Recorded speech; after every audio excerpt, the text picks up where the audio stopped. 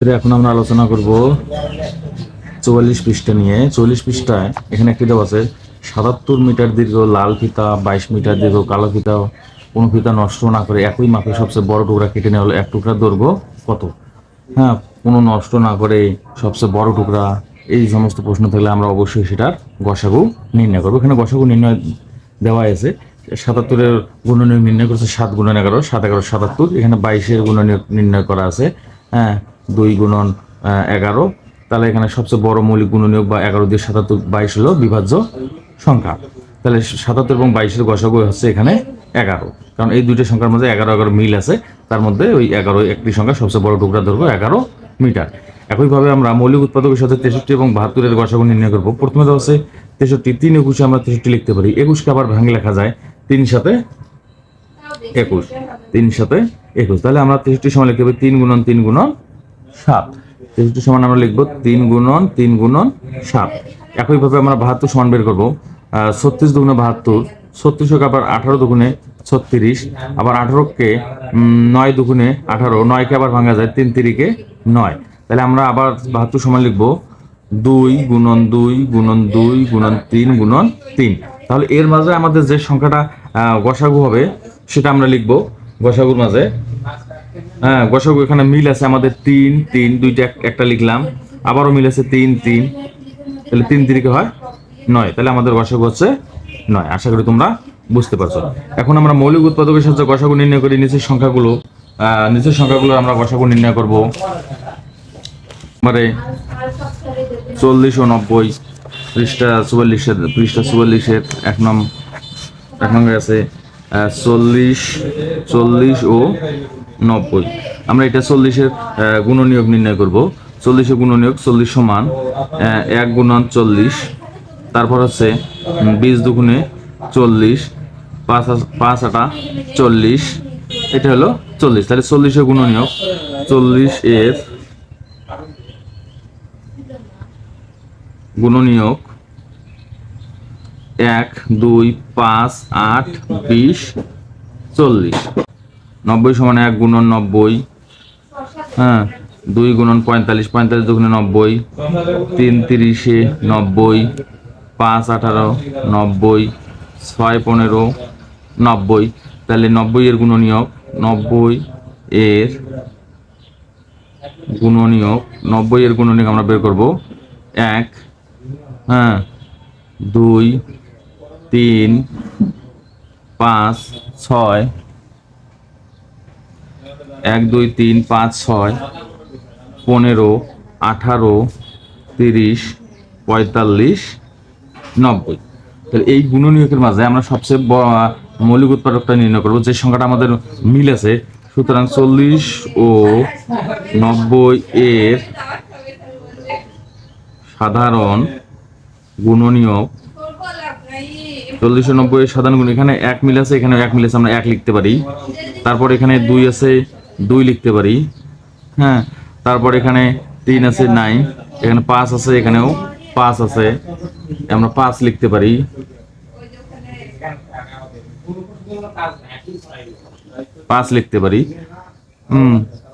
দুই, তারপর 5, তারপর এখানে 8 আছে, আর এখানে কোনো সংখ্যা মিল আসে না।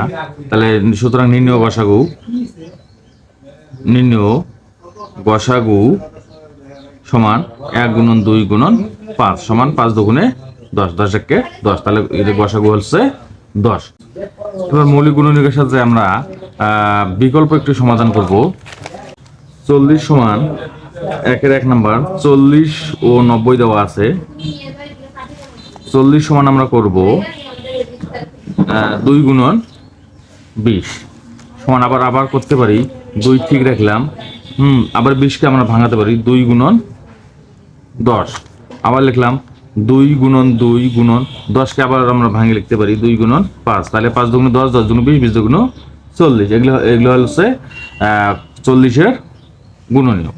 তারপর 90 সমান লিখতে পারি 2 গুণন 45, 45 দুগুণ 90। তারপর লিখলাম 2 গুণন 3 গুণন 15, কারণ 3 15 45। আবার লিখলাম 2 গুণন 3 গুণন 3, 3 দুগুণ 6, 3 3-কে 9, 5 9 45 দুগুণ 90, 3 পাঁচে 15, 15 15 30, 3 30 90। তাহলে 40-এর গুণনীয়ক এগুলো বের হলো, 90-এর গুণনীয়ক এগুলো বের হলো। তাহলে এর মাঝে 7 মৌলিক উৎপাদক। সুতরাং 40 ও 90 এর মৌলিক উৎপাদক আমাদের মাঝে যেগুলো মিল আছে আমরা সেটাই লিখবো। 2 আছে, 2 আছে, এখানে 5 আছে, 5 আছে, তাহলে আমরা 2 গুণন 5 লিখবো, সমান হচ্ছে 10। 2 এবং 5, সরি তখন লিখবো আমরা নির্ণয় গসাগু সমান 2 গুণন 5, 5 দুগুণে 10। এভাবে আমরা 40 ও 90 এর সমাধান করতে। 2 নং আছে 22 ও 23। 2 নং প্রশ্ন আছে 22, 23। 22, 23 এর গসাগু আমরা কিভাবে নির্ণয় করব? তাহলে 22 সমান আমরা লিখব 2 গুণন 11, 11 দুগুণে 22। আর 23 সমান 23 এর গুণনীয়ক নেই, তাহলে 23 গুণন, শুধু 23 এর গুণনীয়ক 23। তার মাঝে আমাদের যেটা মিল আছে 22 ও 23 এর সাধারণ মৌলিক উৎপাদক নেই। মৌলিক উৎপাদক নেই, সুতরাং নির্ণয় গসাগু সমান 1। কেননা আমরা জানি একাধিক সংখ্যার মধ্যে কোনো মৌলিক সাধারণ গুণনীয়ক না থাকলে তাদের গসাগু 1 হবে। এটা আমাদের জেনে রাখতে হবে। একাধিক সংখ্যার মাঝে কোনো মৌলিক সাধারণ গুণনীয়ক না থাকলে তাদের গসাগু 1 হবে। আশা করি তোমরা বুঝতে পারছো। একইভাবে আমরা বাকি সমস্যাগুলো সমাধান করতে পারি। তার মাঝে আমরা 5 নং প্রশ্নের সমাধানটা করে দেখাই। 12, 18 ও 27। তাহলে আমরা 12কে বিশ্লেষণ করব। 12 সমান লিখবো আমরা 2 গুণন 6, 6 দুগুণে 12। তারপর লিখবো 2 গুণন 2 গুণন 3, 3 দুগুণে 6, 6 দুগুণে 12। তারপর 18 সমান আমরা লিখবো 2 গুণন 9, 9 দুগুণে 18। তাহলে 2 গুণন 3 গুণন 3, 3 3কে 9কে আমরা ভাঙলাম, 18 হলো।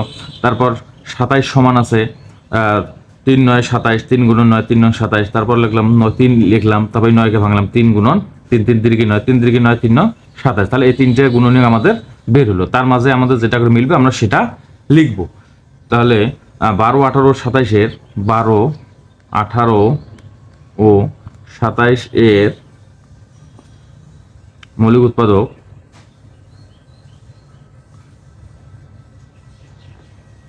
এই গুণনীয়কের মাঝে যেগুলো আমাদের মিলবে আমরা সেটা লিখব।